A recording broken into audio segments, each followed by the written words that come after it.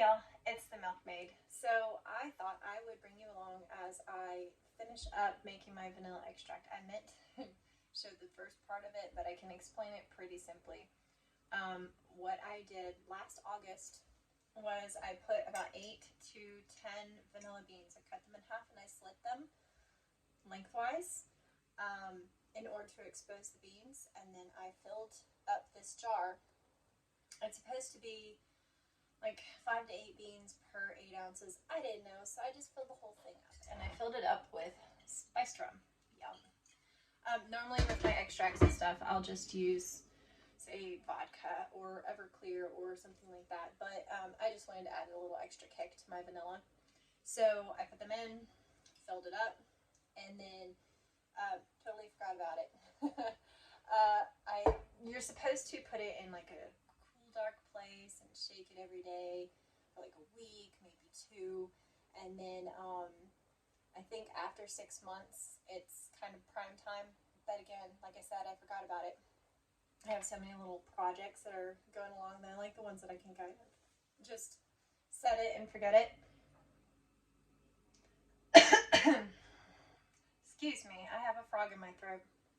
So anyhow, I had strained off some of it to give to my sister-in-law for Christmas, and so this is what I have left. So this is basically what I do is I take a funnel and a strainer, set it in my jar, and just strain it.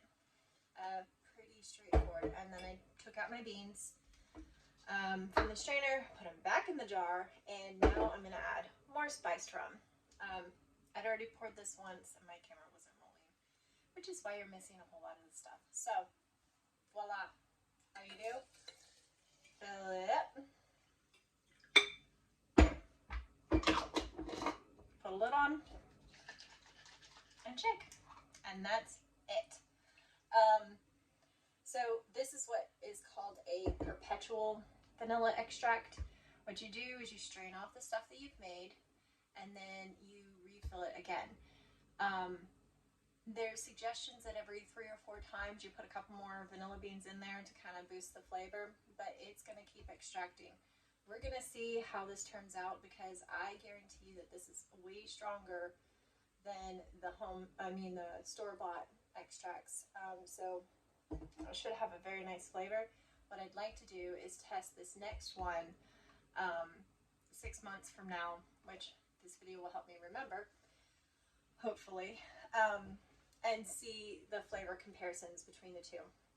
Oh, and I should mention, make sure you date it, put what it is. So in this case, it's vanilla extract. Today's date is December something. I think it's the 28th. And then what I always do with my extracts is I will put the type of alcohol that I used and what proof it is, so that I am aware of that. If I really like it or I don't like it, I can change it.